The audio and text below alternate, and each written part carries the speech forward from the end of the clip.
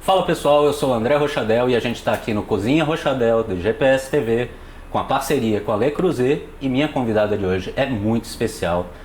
Eu acho que ela dispensa comentários, mas deputada Tabata Amaral, à frente de diversas causas importantíssimas.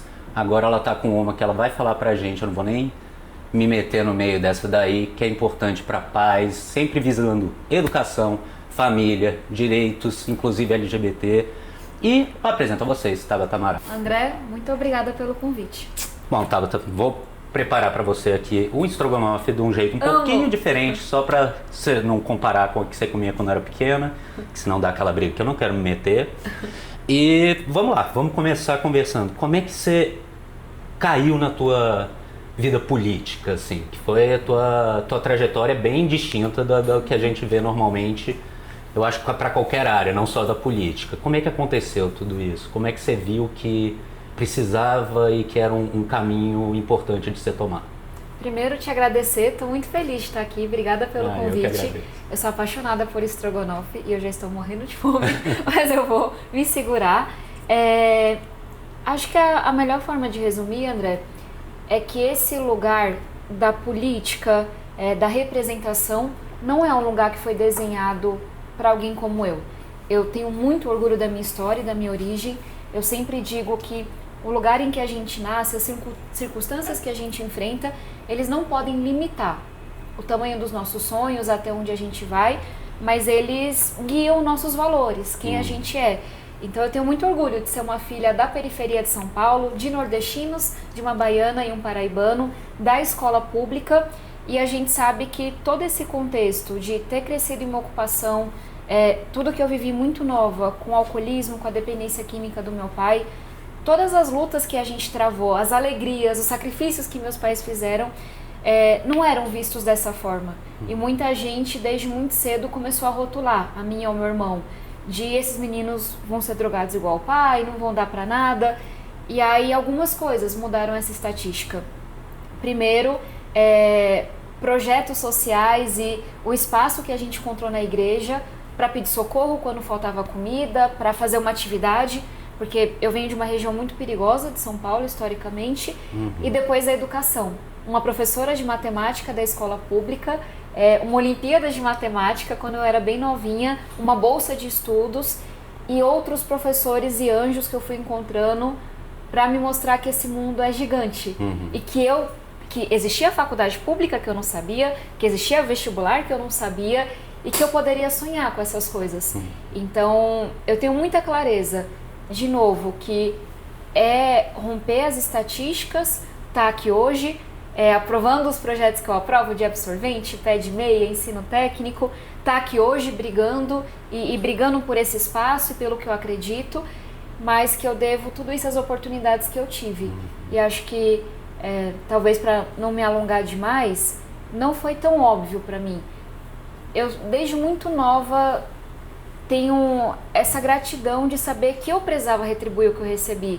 Então, muito nova, fui para a sala de aula, comecei a tocar projetos sociais, comecei a incomodar políticos, mas não foi óbvio que deixar de ver aquela política tão negativa que eu via na minha comunidade e entender que eu poderia estar do outro lado fazendo uma boa política.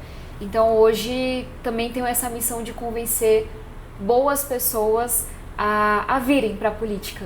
Não tem nada a ver com formação, às vezes nem tem a ver exatamente com ideologia, mas ter gente séria, comprometida, que está aqui pelo coletivo faz muita diferença. Até puxando pelo pé de meia, você sempre fala que, apesar de você a importância do projeto Pé de Meia, você meio que teve o seu pé de meia Eu tive. na sua trajetória. Foi isso também que te levou? Explica como que foi isso e foi isso que te levou a conceber esse projeto? Claro. Quando eu estava no ensino médio, eu era bolsista numa escola particular muito boa. Meus professores sabiam que, enfim, eu vinha de uma família muito pobre, que eu era muito esforçada, mas era isso. E aí, em determinado momento, quando eu estava ali perto do 2º ano, meu pai começou a fazer uso de crack, que é uma droga que consome a pessoa muito rápido. E aí, assim, tudo era com muita luta, com muito sacrifício. Mas a partir dali, não tinha mais como.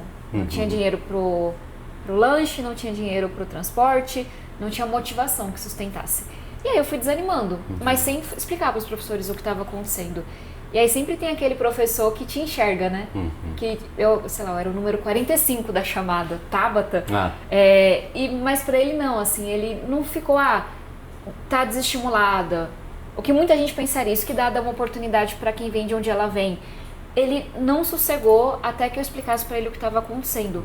E quando ele entendeu, né, tudo que a gente via com meu pai, o nível de estar sem dinheiro que a gente estava, que eu estava indo para a escola com fome, que eu não tinha a menor condição, ele mobilizou um grupo de professores para basicamente se responsabilizarem por mim financeiramente. Para eu não desistir, eles foram atrás de apoio psicológico, que era uma coisa que eu nem sabia que existia e que foi fundamental. Não é à toa que hoje a gente tem a bancada da saúde mental aqui. E eles começaram a pagar almoço, livro, lanche, roupa, transporte, tudo para que eu conseguisse terminar o ensino médio. Esse foi o meu pé de meia. E muita gente não tem essa oportunidade que eu tive. Muita gente vive o que eu vivi, de uma dependência química, uma doença, os pais desempregados, tem que trabalhar. Mas quem é que pode contar com isso que eu contei? Apoio financeiro, apoio psicológico para você não desistir. E aí, quando veio a pandemia, eu já era deputada federal, eu lembro o dia, assim, que eu vi um dado que tinha dobrado o abandono no ensino médio. E aí, muita gente olha para esse dado e fala, não quer nada com nada. Eu olho para esse dado e falo, muita gente abrindo mão do sonho porque não tem caminho. E aí, foi quando eu olhei, assim, experiências no mundo todo, a gente desenhou, apresentou o pé de meia, foram 4 anos para virar lei, então uma longa história. E muito combatendo essa ideia, que eu ouço muito até hoje, né? Na minha época, ninguém pagava para eu estudar. E eu, E seus pais trabalhavam? E seus pais estudaram? E quem que comprava a sua comida? E quem que comprava o seu livro? Por mais que seja na luta. Não tô dizendo que é fácil. Mas assim, esse negócio de na minha época ninguém pagou para eu estudar, é mentira. E aí, quando veio o governo Lula, a gente tinha começado, mas estava muita luta, conseguimos aprovar o projeto, virou lei, hoje tem 4 milhões de jovens que recebem o pé de meia. E é lindo ouvir as histórias, porque é isso, assim, pode ter uma minoria da minoria que não quer nada com nada, é a minoria da minoria da minoria. A maioria tá juntando dinheiro para fazer uma faculdade, tá ajudando em casa, tem gente que abriu um pequeno negócio, tem uma menina que eu conheci na Zona Leste, que ela abriu um negócio de brownies, para juntar dinheiro para fazer um curso depois. E você vê e fala, só faltava uma oportunidade. E tá tudo bem esse jovem ter um pouco de ajuda, porque ele tá competindo com gente que nasceu com heranças gigantescas. E não é para criticar quem tem herança, mas porque que incomoda tanto ajudar um pouco, dar uma oportunidade para quem vem lá de baixo, sabe? E eu acho que eu espero, né, que o pé de meia vai mudar o poder no Brasil. A cara de quem manda no Brasil vai ter muito mais gente diversa e eu acho que o Brasil vai ser muito melhor. Esperamos que sim. E ainda o que muita gente fica na ignorância quanto a isso, e falando não de uma forma de ataque, mas que o pé de meia tem uma contrapartida do aluno, Exato. né? Tem um estímulo para fazer o vestibular, não é um vazio assim, não, você vai receber indo para a escola. Tem o aluno tem que estar de fato vivendo a escola, né? Exato. Para quem tem preocupação com isso, né, pode estar nos acompanhando, eu sou formada em astrofísica. Chata, nerd, adoro dados, política pública baseada em evidência, tudo que não está na moda no Brasil, que é você estudar para fazer as coisas. E aí, quando a gente foi fazer o pé de meia, o que nos encantou? É uma política pública que já foi testada no mundo todo, em alguns municípios aqui no Brasil lá atrás, Colômbia, Israel, tem várias experiências. E funciona. Reduz em 1/3 a evasão escolar. Por quê? Porque tem condicionante. Então a primeira coisa, o aluno pode receber R$200 por mês, se ele tiver uma frequência altíssima naquele mês. Se ele perder algumas aulas, ele já perde aquele recurso. Para acessar a poupança, para cada ano que ele se forma, R$1.000 que é na poupança no nome dele, CPF dele. Segundo ano, mais R$1.000. Terceiro ano, R$1.000. Fez o vestibular, tem um bônus. E ele só acessa esse dinheiro quando ele termina tudo. Se ele repetir, se ele abandonar, se ele não for um bom aluno, ele não acessa o recurso. E o mais bonito é isso, já foi testado, a gente está testando aqui, os dados ainda não saíram porque é muito novo, mas a gente já bateu o recorde da história do Brasil de alunos fazendo o Enem. A gente estava há anos só caindo, cada vez menos e menos aluno sonhando com a faculdade, fazendo vestibular. E aí vem um pé de meia e a gente tem o recorde de toda a história.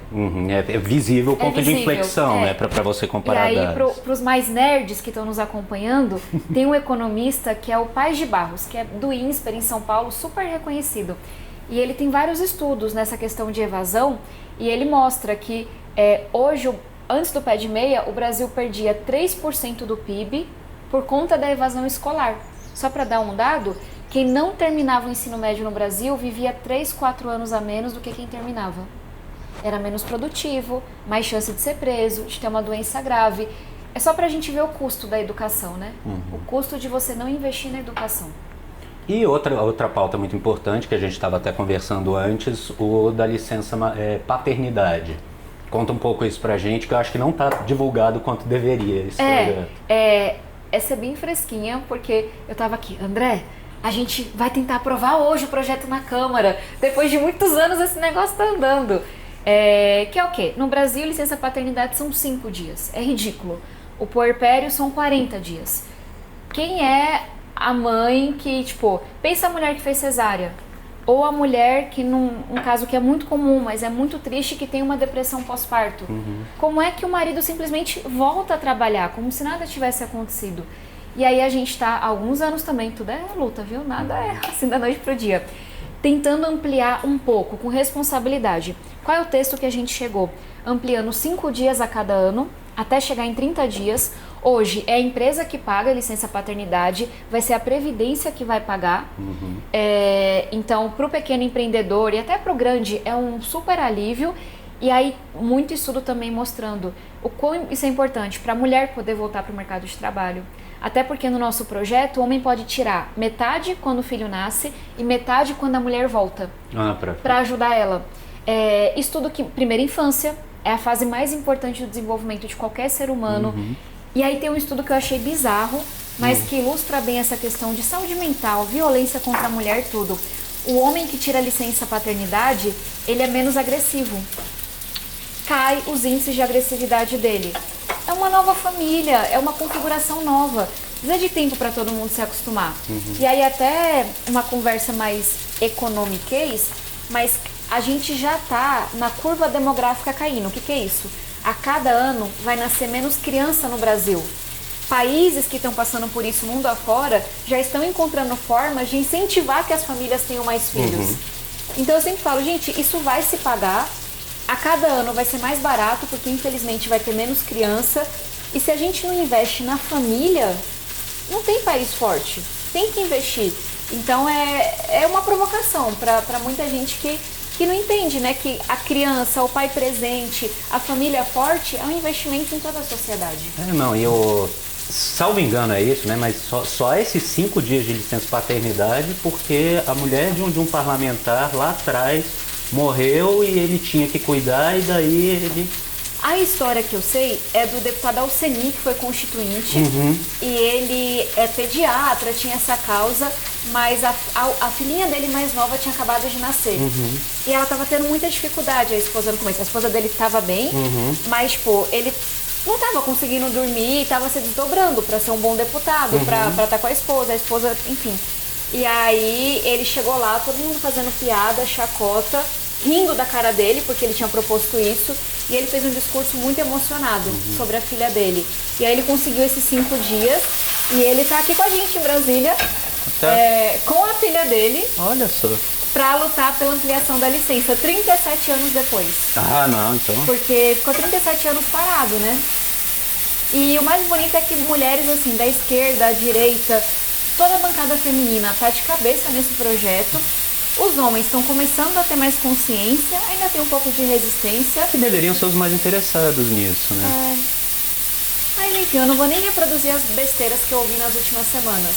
Mas alguns homens ainda não entendem o que é ser pai. E que cuidar é ser pai. E que pai não é uma visita. E pai não ajuda. Pai não ajuda. Pai é pai.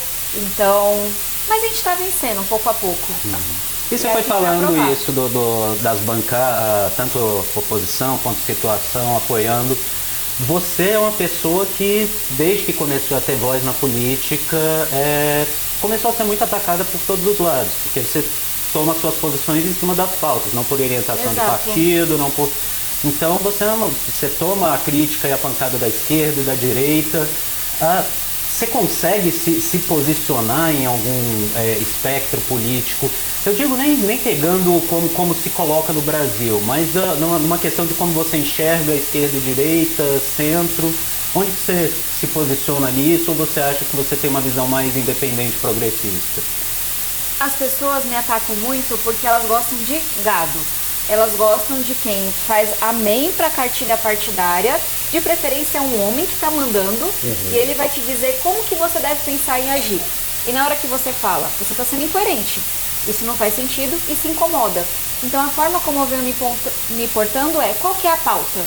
Por exemplo, defensora assim, agressiva de uma educação pública de qualidade, de um sistema público de saúde, de uma segurança pública efetiva, defensora de que a gente combata a corrupção. E essa não seja uma pauta da esquerda, da direita, porque a corrupção está em todo lado, infelizmente.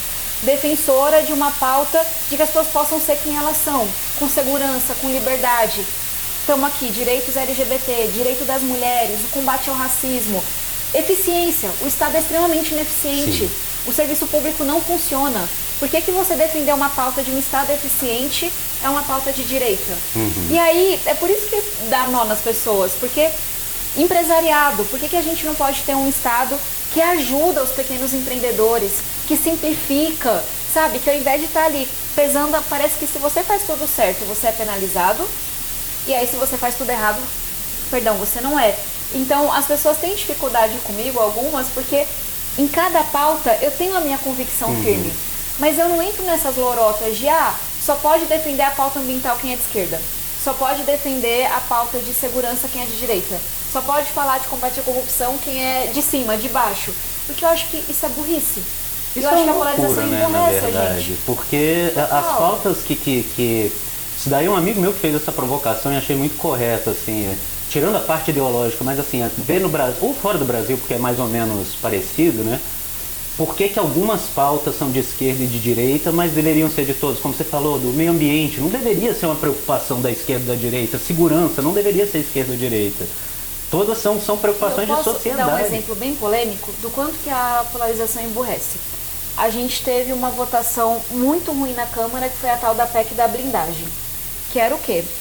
Alguns parlamentares querendo se blindar de qualquer investigação, ação penal, ou seja, querendo salvo-conduto para serem criminosos, para serem corruptos, para fazerem o que bem quisessem. Você olha essa pauta e você fala, isso é contra a sociedade, isso não é de esquerda ou de direita. Pois bem, no dia da votação dessa pauta, você teve ali uma união do Centrão, uma parcela, provavelmente porque queria se blindar mesmo de investigação e por aí vai, com o bolsonarismo, que historicamente sempre foi contra a corrupção no discurso. E aí você olhava aquilo e você falava, meu Deus, qual é a desculpa ideológica que esse povo vai dar para ser a favor de que um criminoso, um corrupto não seja investigado? Mas criaram suas fantasias ideológicas. E aí o bolsonarismo e o Centrão votaram a PEC da blindagem. Aí o povo foi para as ruas lembrar, e eu estava na rua, na Avenida Paulista, que aquela não era uma pauta de direita ou esquerda. Aquela era uma pauta contra a população. E aí o Senado, na semana seguinte, enterrou a PEC da blindagem. Eu gosto de fazer essa provocação porque eu falo, veja, a pessoa tem o direito de ser bolsonarista. Eu não sou, mas beleza, cada um pensa como é. Mas será que a gente não deveria estar pensando pelo menos um pouco? Será que a defesa de um político a todo custo vai fazer a pessoa defender um projeto que é ruim para toda a sociedade? Aí são essas incoerências que você vira e fala, não está na hora da gente pensar um pouco, da gente refletir, da gente olhar pauta a pauta, e as mesmas pessoas que estavam atacando corretamente o escândalo do INSS, falam, não, isso é um absurdo, eu também assinei a CPI, tem que investigar, tem que punir. Só que essas mesmas pessoas estavam aprovando um projeto que ia blindar os parlamentares que poderiam estar envolvidos com o escândalo do INSS. Aí você vê essas incoerências, eu falo, eu não consigo ser incoerente. E ainda abre um caminho perigoso, né? Que como... Tá com uma cara ótima. Ai, que bom. Espero que esteja tão bom quanto bonito. Como a gente viu, né, com o carbono oculto e tal, o quanto que o crime organizado está se embrenhando no... Aliás, se embrenhando não, como já está lá dentro da máquina. Só mais um exemplo polêmico? Por favor. Porque eu tenho essa coisa de, vamos só, não precisa pensar igual a mim, mas assim, vamos só refletir um pouquinho, deixar de ser massa de manobra, que é o quê? Teve lá o vídeo super polêmico do Nicolas sobre a questão do Pix, do IOF, etc., dizendo que o governo ia taxar o Pix, que o governo ia, enfim, querer saber de toda a sua vida, não sei o quê. Era fake news. Tudo que ele estava dizendo. Só que ele fez um vídeo tão mentiroso e aquele negócio repercutiu tanto que as pessoas acreditaram. E aí o governo teve que dar um passo atrás numa coisa super importante, que era o quê? Fiscalizar uma movimentação financeira suspeita. Pois bem, mas a vida, né, ela não dá voltas, o mundo capota. Passam-se umas semanas, vem a Operação Carbono Oculto, que mostra que o PCC estava lavando dinheiro com fintechs. E que esse recuo que a Receita Federal teve que fazer iria prejudicar a fiscalização. Ou seja, ia ficar mais fácil para o crime organizado lavar dinheiro com fintechs, na Faria Lima. Naquela hora, eu fiz questão de gravar um vídeo. Eu não fiz nenhuma acusação ridícula, porque o negócio... o Nicolas é ligado ao PCC. Não sei. Não dá pra dizer isso. Se um dia ele for, você é a primeira a apontar o dedo. Mas eu fiz um vídeo dizendo, olha só a irresponsabilidade desse parlamentar. Querendo ou não, por conta da defesa ideológica de meu inimigo tá sempre errado e meu amigo tá sempre certo, ele defendeu uma coisa que favoreceu o PCC. Eu não tenho como dizer que ele fez aquilo intencionalmente, mas ele fez. E ele tem que ser responsabilizado por isso. Senão a gente fala qualquer besteira na internet para viralizar, para atacar o nosso inimigo e defender o nosso amigo sem nenhuma consequência. E eu falo dezembro de novo, não é esquerda ou direita. Eu tenho uma ideologia, você tem a sua, quem está acompanhando tem. Mas será que não cabe só um pouco mais de reflexão? De pensamento crítico? Porque senão a gente vai ser massa de manobra para servir a projeto de poder. O tempo inteiro, né? O tempo todo. Falta até uma visão até parlamentar, esse negócio de sempre pensar em eleição e tal, de aceitar apoio de espectro político, coloco entre aspas mesmo, inimigo, porque eu acho que assim, você tem que ter desavença, não inimizade mesmo. Você realmente tem que poder debater, tem que poder conversar, não pode ser essa relação de conflito. E às vezes a gente vê pautas consideradas de esquerda, daí os parlamentares desprezando o apoio de figuras da direita e vice-versa, só porque é do outro espectro político. E acabam esquecendo a pauta, né? Entrando mais nesse negócio da briga e de pensar na eleição. Não posso apoiar porque... Não posso agradecer o apoio dele porque nas próximas eleições ele vai ganhar força com isso. Isso daí enfraquece, né, o debate político, a evolução. Eu tenho muita experiência com ser atacada e ser cancelada. Se algum dia alguém quiser um curso, não estou vendendo, mas poderia. E eu já fui muito cancelada, por quê? Porque apareci em foto com alguém de outro partido, porque eu apoiei um projeto que eu considerava bom, mas que vinha do outro lado, porque critiquei um escândalo que aconteceu com alguém de esquerda, porque me posicionei com independência. E eu acho que isso parte de uma escolha que eu fiz lá atrás, no meu primeiro mandato. Tem alguns tipos de parlamentares, simplificando, né? Mas tem um que vou fazer discurso, eu vou sempre agradar a minha base, eu vou sempre estar viralizando, eu vou sempre xingar o outro, mas eu não vou aprovar nenhum projeto, porque para aprovar um projeto, pelo menos mais da metade tem que me apoiar. E se você está sempre xingando o outro, atacando o outro, até com fake news em relação ao outro, você não consegue. Tem um outro caminho que eu escolhi, que aí você nem sempre viraliza, às vezes perde seguidor, é bastante cancelado, mas eu vim aqui aprovar bons projetos para as pessoas. Se o projeto for bom, eu vou apoiar, mesmo que eu deteste a pessoa que apresentou aquele projeto. Vivo fazendo isso, infelizmente. E mais do que isso, eu vou buscar apoio de todo mundo para os meus projetos. A gente não teria absorvente nas escolas se eu não tivesse feito isso. A gente não teria o pé de meia impactando 4 milhões de jovens. Não teria o marco do ensino técnico, não teria o projeto de mudanças climáticas, não teria nada disso. Por quê? Porque eu preciso que os parlamentares do PL, do Novo, do Republicanos, do MDB apoiem os meus projetos quando eles forem bons projetos. E é uma escolha. E eu sempre falo, eu não estou no concurso de popularidade. Você quer deixar de me seguir? Você quer ódio, ameaça? Isso eu não posso tolerar mesmo, porque infelizmente tem muito. Mas você quer não gostar de mim, porque eu não sigo a cartilha que você escolheu? Tá tudo bem. Agora, vai respeitar o meu trabalho. Vai respeitar a minha entrega. E eu acho que é isso que as pessoas esperam da gente. Elas querem também ver o vídeo que viraliza e ver a briga. Falando da palminha, né? A gente é um pouco noveleiro nesse sentido. Sim. Mas eu acho que elas querem ver uma política que mude a vida das pessoas. Eu acho que olha mais para isso. E também, eu não sei, não tem estudo em cima disso, eu não sei nem se tem como medir, né? Rede social hoje em dia tem uma importância muito grande para a política, mas será que tem mesmo? Porque ela é muito barulhenta. Será que ela reflete de fato a sociedade da forma como está? Se é a opinião mesmo? Às vezes eu penso que é dada uma importância muito grande na reverberação das redes e pouco como você deve atuar politicamente, assim. Eu acho que tem político que dá uma recuada quando vê uma reação ruim na rede, mas ela é muito estridente, é muito barulhenta, às vezes nem é tanta gente, às vezes nem reflete. A maioria da população não está preocupada com isso, não sabe nem o que é. Rede social é bom pro nosso ego. E eu também tenho um. É muito ruim você perder seguidor, é muito ruim você ser cancelado, ser xingado e por aí vai. E é muito bom quando você abre lá e tá todo mundo te curtindo, dando palminha. Legal, compartilhando. Eu também gosto, podem fazer isso. Mas não reflete a sociedade. Não reflete mesmo. Porque as pessoas, na média, primeiro que elas nem têm tempo para acompanhar a política. E muitas, até porque a gente não tem formação política na escola. Nem sabem o que faz um deputado, quem é o senador do seu estado, nada disso. Então, a maioria das pessoas está tocando a sua vida e sobrevivendo. E eu realmente acho que a maioria tem uma posição mais ponderada.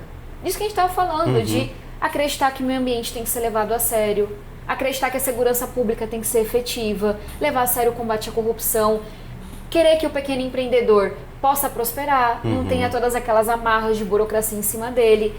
Então, acho que os extremos, eles são isso, extremos. Mas eles gritam muito alto. E eles vão muito bem na rede social. Então, é um lembrete que eu me faço de... Eu não estou no concurso de popularidade. Eu não sou influencer. Eu dependo de voto. E enquanto o povo for generoso e votar em mim, e Deus me dá essa oportunidade, eu tô aqui lutando. Mas fora isso, não é pra agradar essas bolhas. E aí você vai ver lá, a pessoa que tá nunca mais vota em você. E ela é do Amazonas. E você fala, eu trabalho pra todo o Brasil. Mas assim, votar em mim você não consegue do Amazonas. Vai ter um trabalhinho. Vai ter um trabalhinho. E eu vou pedir para você voltar um pouco, porque eu acho importante isso. Eu acho que a informação não é dada quando é preciso. Eu sou um homem, não vou falar sobre isso. A importância do absorvente nas escolas. Porque eu acho que o pessoal não tem noção de como isso causa evasão, de como é algo que prejudica o estudo. Então eu queria que você desse uma explicada nisso, porque eu acho que falam muito pouco. Total. Que é um projeto muito importante. E esse foi polêmico. Quando eu apresentei o projeto de distribuição de absorventes, eu fui muito na inocência. Astrofísica, né? Vamos olhar para os dados, vamos olhar para o que é necessidade. Tem um que eu nunca vou esquecer. De cada 4 meninas, uma já tinha perdido aula por falta de absorvente. Isso é 25%. Não estou falando que é uma a cada 10 cidades, que é um caso isolado. 25% é muita coisa. E a gente olha e fala, mas por que ninguém está falando sobre isso? Tem menina perdendo 1 mês e meio de aula por ano.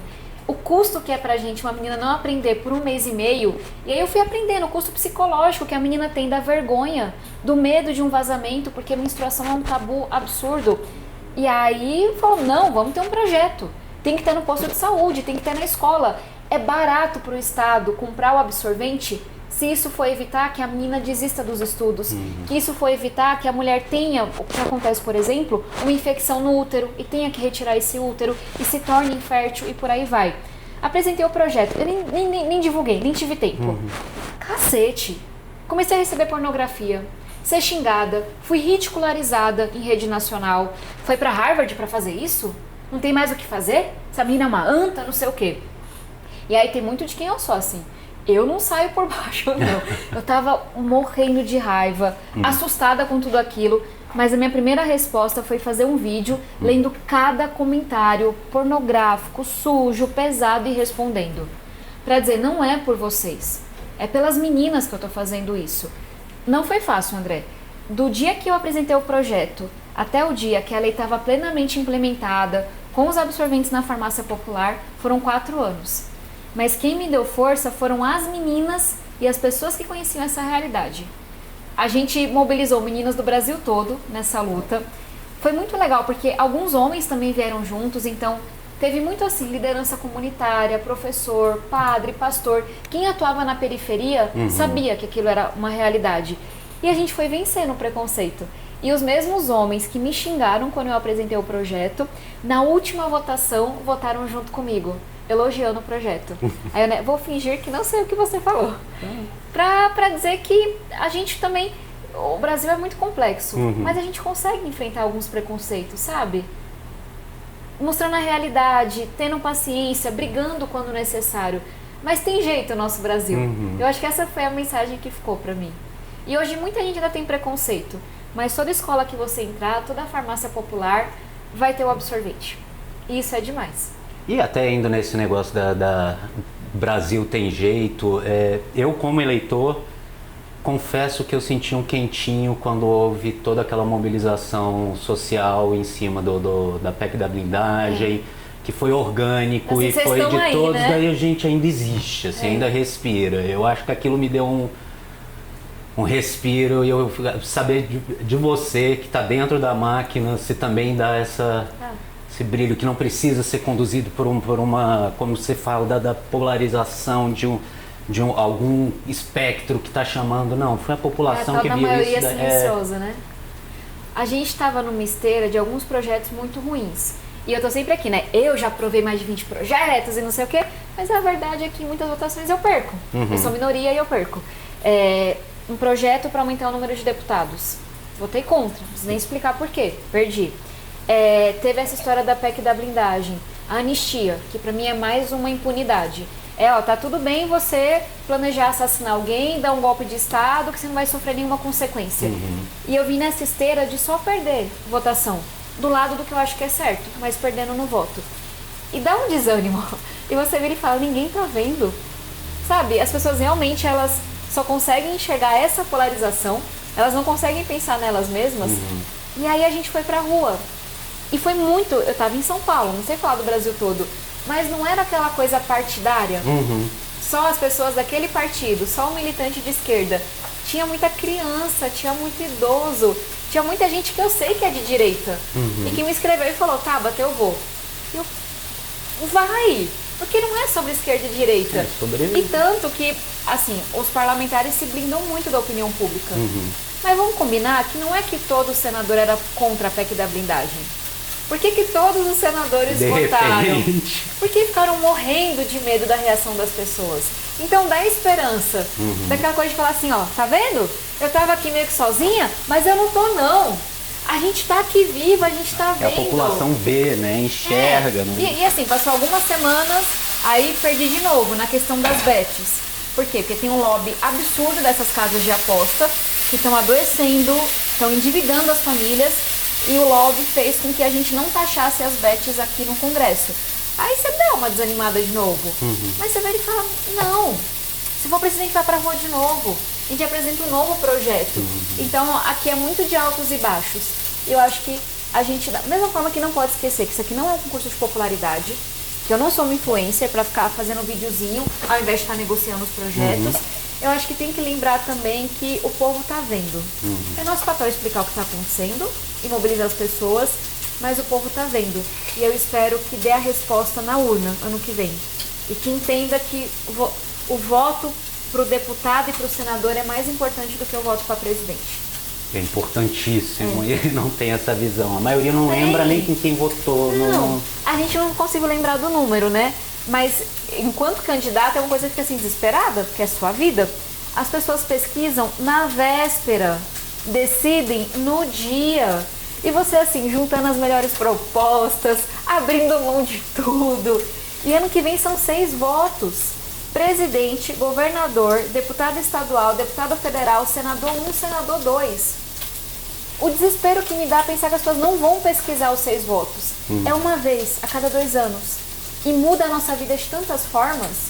E aí o povo assim, não, eu vou votar nesse presidente porque é uma coisa cristalizada, né? Se é de um lado, se é de outro. E aí tá, vou só copiar aqui o número. Dá errado.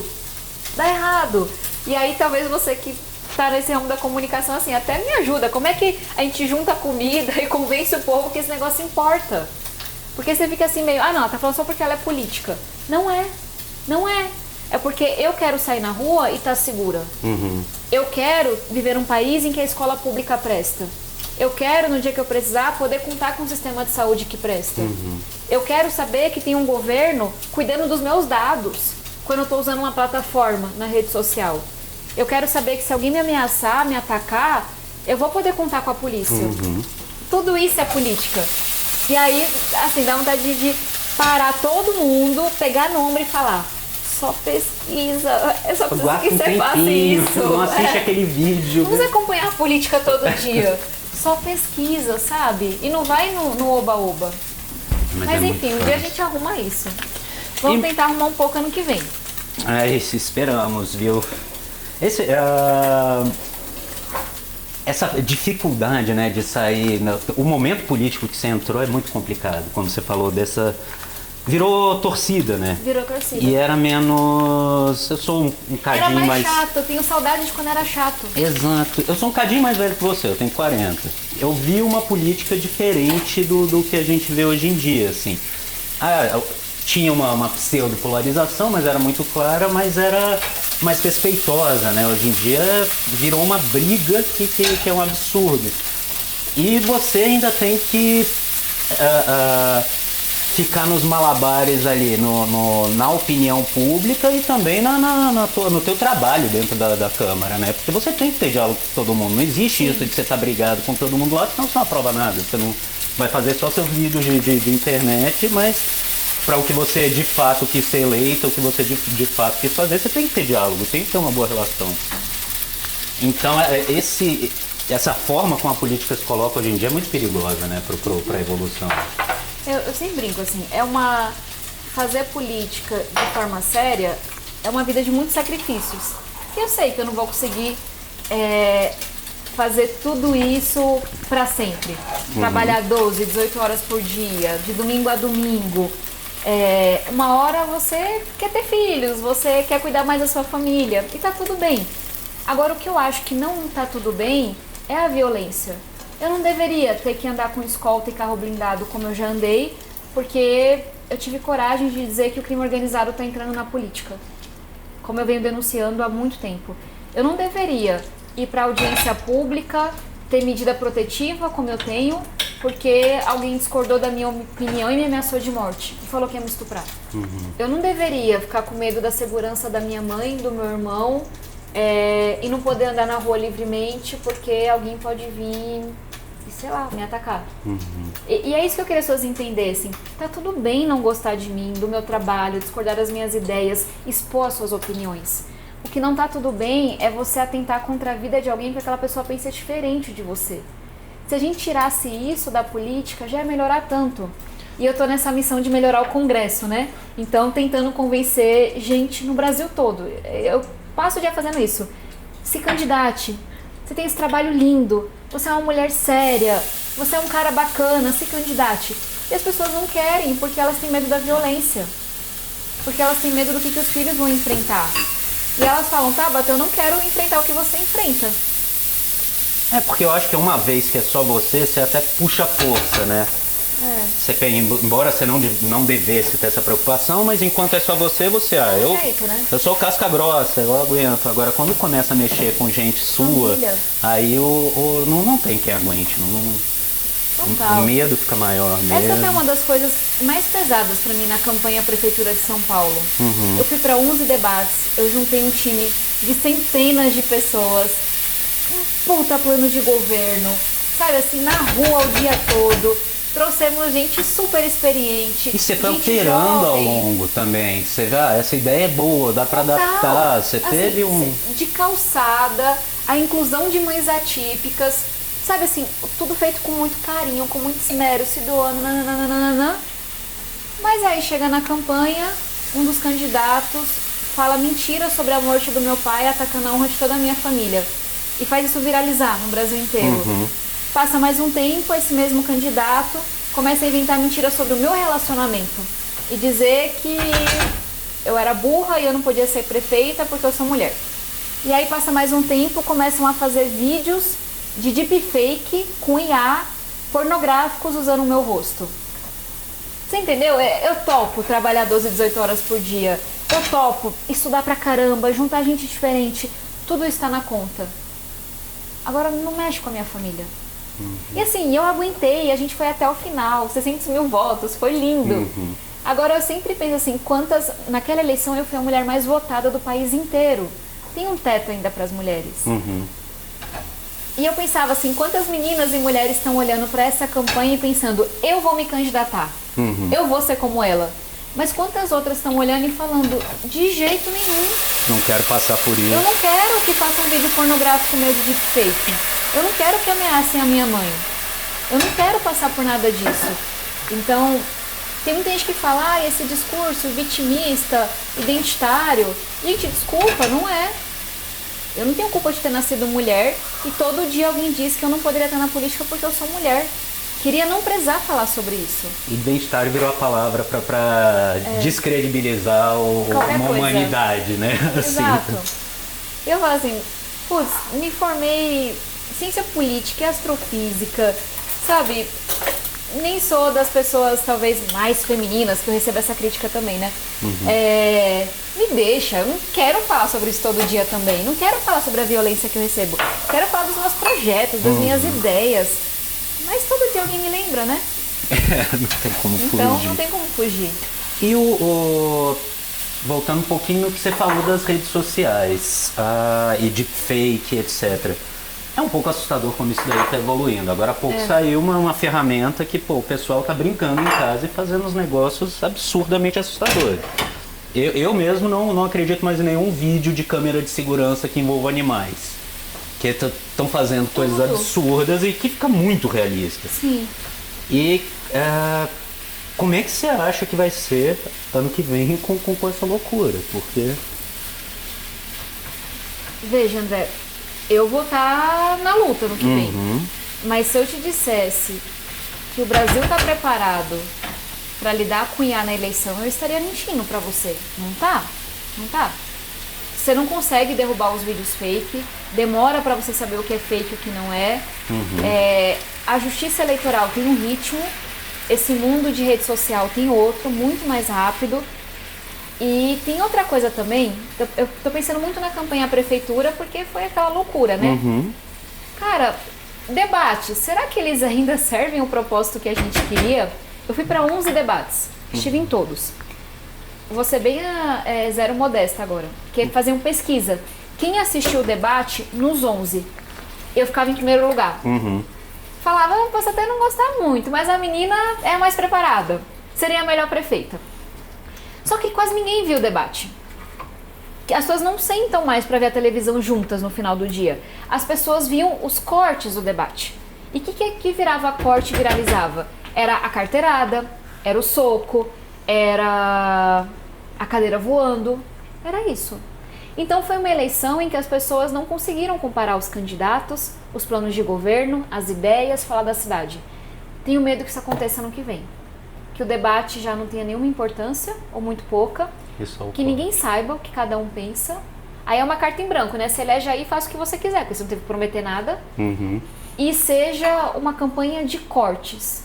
E o que é corte? O que viraliza? É a fake news, é a violência, é o ataque pessoal especialmente. Então, eu sou cheia de querer dar solução para tudo. Para isso, eu ainda não pensei em nada. Mas a gente vai ter que, enquanto eleitor, enquanto cidadão, tá muito atento ano que vem. E eu acho que as equipes de assessoria e tal, infelizmente, vão ter que gastar muito tempo para justificar essas loucuras, né? Também Eu passo um tempo considerável do meu dia explicando que uma coisa é fake news. E veja só, toda a explicação, você já começa errado, né? Tá se explicando é porque fez tudo errado. A explicação geralmente é mais chata do que a mentira. Viraliza menos. Então é uma guerra que você entra perdendo. A gente vai abrir? Vai desistir? Não vai. Até porque não pode, né? Não pode. Aí você abriu...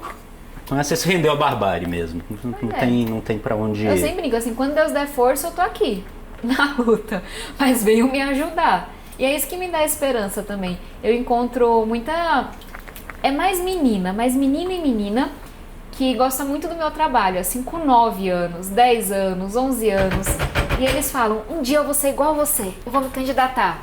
Aí eu falo, então vou segurar só mais um pouquinho até dar tempo de vocês virem. Isso tá com uma cara muito boa e depois você vai ter que explicar como é que você fez, porque eu tava aqui conversando. Ah, claro. Isso daí a gente passa, deixa só até... Isso não precisa sair não, que eu esqueci de pegar nas moscadas. Só mudando um pouquinho de assunto, você colocou a mostarda antes, né? Uhum. Tá. Eu puxo separado, mas se for o champignon em conserva não precisa não, mas eu puxo primeiro os cogumelos, deixa a frigideira bem quente mesmo, sem colocar nada, um fiozinho de azeite, deixo ele tostar todo, só aí que eu coloco sal, reservo, faço a mesma coisa com a carne, frigideira bem quente, douro tudo, reservo, alho e cebola picadinho, quando eles começaram a dourar, daí eu coloco a mostarda, o molho de tomate, devolvo todo o resto e aí só corrigir o tempero. E tava agora uma coisinha mais leve, assim. Talvez não tão leve de você falar, mas pra gente ouvir. E teu dia a dia, tua vida? Você consegue ter algum momento de lazer pra se cuidar até, exercício, ler, ver filme, etc. Como é que você concatena aí toda essa rotina? Eu não sou um exemplo, mas um dia eu vou ser. Por quê? Eu de fato trabalho muito e eu sei que em um momento eu vou ter que aprender a colocar um pouquinho o pé no freio. Mas tem uma coisa que eu tô muito orgulhosa, que eu sempre fui muito sedentária, muito. E aí eu fiquei super doente depois de uma reeleição a deputada, engordei, fiquei mal, desanimada. E aí eu comecei a correr. Até hoje eu não sei dizer porquê. Acho que eu tava assim, vou correr na rua para parar de pensar nessas coisas. Então hoje eu gosto muito de correr. Eu já fiz 3 meia maratonas. Tento correr e ir pra academia todo dia, nem sempre consigo, mas tento. E é isso. Domingo eu tento ao máximo reservar pra minha família. Então assim, bem a rotininha. Eu vou pra casa da minha mãe, como meu cuscuz, a gente vai na missa, almoço com a minha mãe, fico com minha afilhada, com minhas amigas, então tento proteger.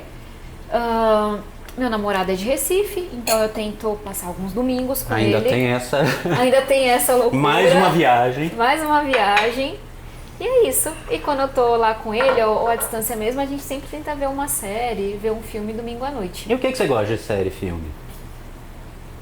Eu tô vendo uma série que eu tô gostando muito, que é Os Escolhidos, The Chosen, que é a história de Jesus. É super bem feita, super fiel à Bíblia e feita com uma curadoria de várias religiões e mostra um Jesus, que é o da Bíblia, tão diferente daquele que as pessoas mostram na rede social. Um Jesus que é o que eu aprendi, né?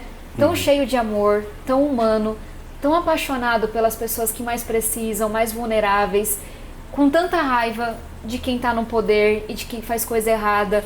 É linda, eu sempre choro, acho que é minha série favorita e me lembra do que Jesus veio ensinar, sabe? E não tem nada a ver com esse ódio, com essa violência, com essa paixão pela riqueza e pelo poder que a gente vê sendo divulgado hoje. Então, hoje é a série assim que eu mais amo. Tô vendo uma série bem bobinha, maravilhosa, Senhora Maisel, que é de uma mulher. Eu preciso ver, gente. É muito Falam boa. super bem. Que ela é comediante, tipo, muitos anos atrás. Então, todo o preconceito, e ela é hilária. Então, eu tô adorando essa série. Tem uma que eu já vi que é sobre um menino com autismo atípico, que também me ensinou muito. Que mais? This Is Us. De chorar, essa eu nunca vi. De chorar horrores. Eu gosto de série assim, que é bonita, sabe? Que emociona, eu sou bem chorona. Aí eu aproveito pra chorar vendo série. É isso, eu gosto muito de ler. E eu vou pouco, mas eu adoro ir ao cinema e me acabar de comer pipoca. E é sempre 2/3 doce e 1/3 salgada. Ah, você faz a misturinha. Total. E tem que ser nessa proporção, senão não presta. Acho que é isso. Ficar com a família e tentar descansar um pouquinho de vez em quando, né? E dá tempo? Pelo menos essa descansada ou não? Veja, eu faço terapia há muitos anos. Então, uma conquista que a terapia me deu é tentar blindar o meu domingo. Domingo agora, eu vou trabalhar à tarde. Mas amanhã é pra minha família, é pra esse momento. Acho que eu tenho conseguido. Meu psicólogo diz que o sonho dele é que um dia eu descanse no sábado também. Mas eu acho que ele tá exagerando. Não sei se aí eu consigo, não. Aí ele quer, como é o realista esperançoso, né? Vamos ser realistas. Mas é isso. E acho que o melhor é você... É muito difícil a política, né? E muita gente que acha que te conhece não te conhece nada. Então não precisa ser muita gente, mas pessoas que te amam pelo que você é, sabendo os seus defeitos, suas qualidades. Então acho que tentar estar perto dessas pessoas o máximo que você puder. E a vida da política te trouxe amizades, assim, de outros parlamentares? Como é que foi? Veja, me trouxe um namorado. É verdade. 6 anos e pouco atrás, eu e o João éramos deputados federais e a gente começou a namorar. Hoje ele é prefeito de Recife e é meu melhor amigo. Então, eu brinco assim, é o melhor presente que o Congresso me deu. E bons amigos também. A gente tem uma coisa um pouquinho diferente, que é um gabinete compartilhado, que são alguns parlamentares, partidos diferentes, ideias diferentes muitas vezes, mas que compartilham equipe.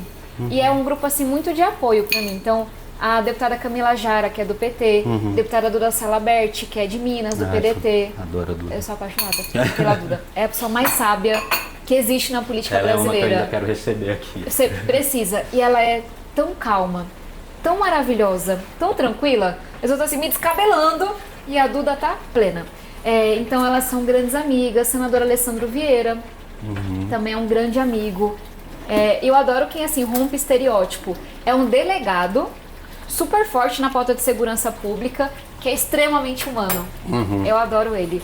Enfim, aí tem também o deputado Dorinaldo, o deputado Pedro Campos, o deputado Duarte. Aí acaba que são as pessoas mais próximas que eu tenho aqui.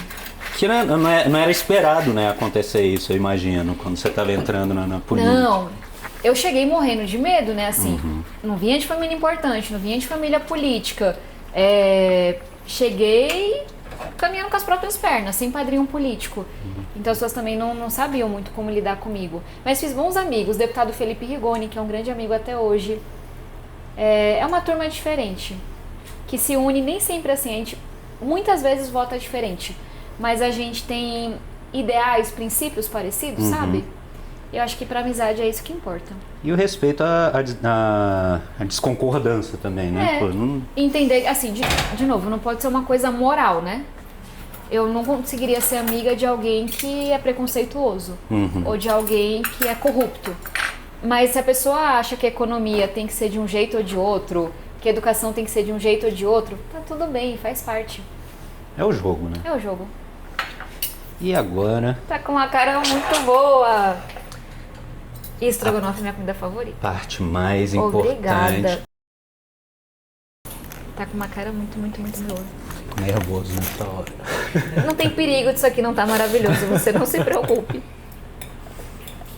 Eu confesso que eu tenho um pouquinho de olhar assim e falar, eu nunca vou conseguir fazer um negócio desse. Mas, né, não podemos ter mentalidade fixa. Tá muito bom. Maravilhoso. Esse é o melhor programa. Podia ter comida em todos. Isso aí é uma dica, ó. Vocês conseguem muito mais entrevistas se vocês alimentarem as pessoas. Tá muito gostoso mesmo. Gostou, Raik? Muito, muito, muito, muito.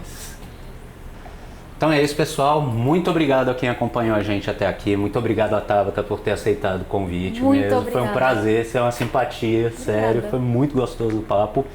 E agradecer também ao nosso parceiro Le Creuset e falar para vocês continuarem acompanhando a gente no GPS TV, todos os programas, não só o meu. Não se esqueçam de seguir, curtir, compartilhar, ativar lá o sininho para saber sempre que tem coisa nova. E até a próxima.